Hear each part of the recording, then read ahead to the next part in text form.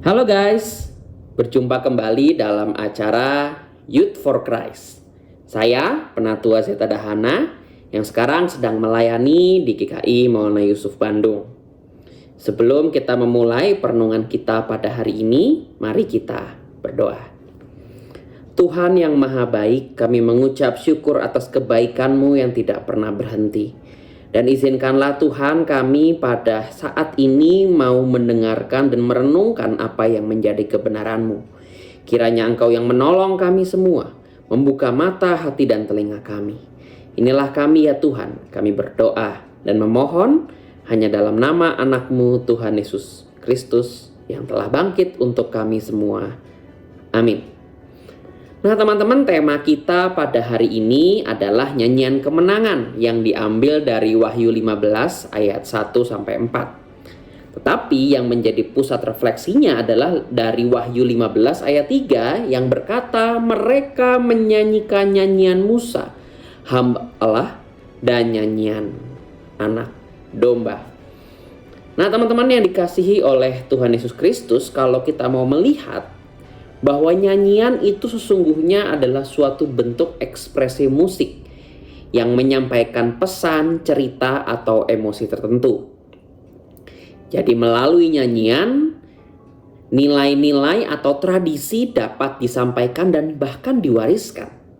Perasaan bahagia, lalu kemudian sedih, kecewa, marah, atau bahkan isu di tengah masyarakat itu dapat diungkapkan dan dirasakan melalui nyanyian. Mungkin dari antara teman-teman juga pernah ada yang demikian ya. Ketika kita sedang emosi atau ada marah atau mungkin ada sedih gitu ya. Nyanyian-nyanyian yang kita dengarkan itu dapat sepertinya meresponi atau melambangkan apa yang sedang kita rasakan saat itu. Nah teman-teman, Yohanes melihat suatu penglihatan berupa lautan kaca yang bercampur dengan api.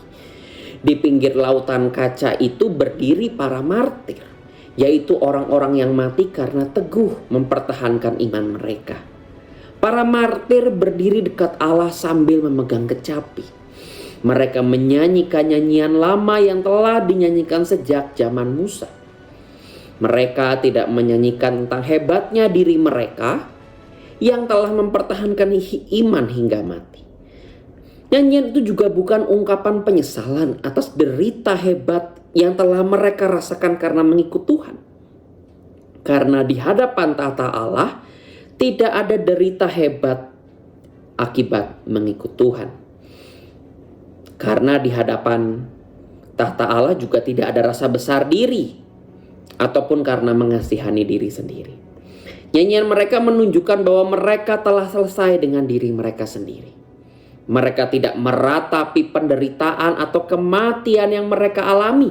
Tetapi di saat yang bersamaan mereka juga tidak hanyut dalam kesombongan diri. Nah, di situ mereka melihat bahwa jalan Allah itu adil dan penghakimannya benar.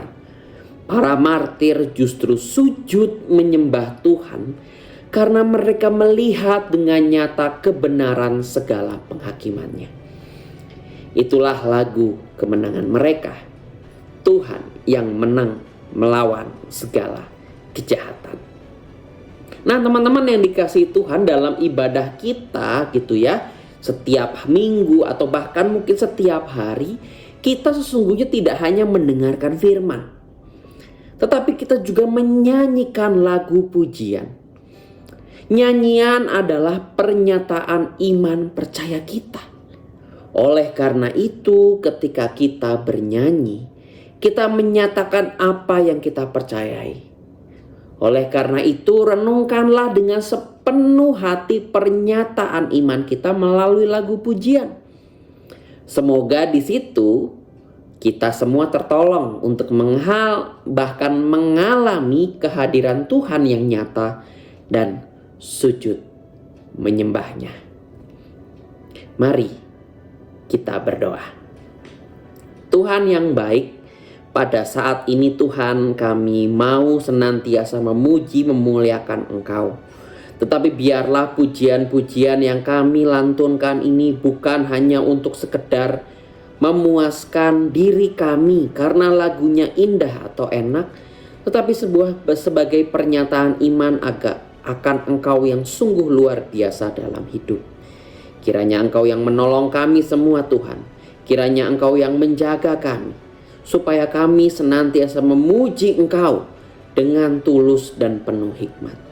Di dalam keseharian kami, kiranya Engkau juga yang senantiasa menolong kami juga.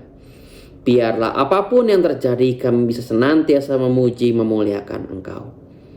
Tolong kami ya Tuhan, sertai kami, jaga kami dalam kehidupan kami sehari-hari. Dan biarlah segala sesuatunya menjadi kesaksian bagi nama-Mu saja. Inilah kami ya Tuhan, kami berdoa dan berserah hanya dalam nama anak-Mu, Tuhan Yesus Kristus. Amin. Demikian teman-teman renungan kita pada hari ini. Jangan lupa ya untuk subscribe, like, lalu kemudian bagikan kepada teman-teman yang lain. Kiranya Tuhan yang menolong dan memberkati kita semua.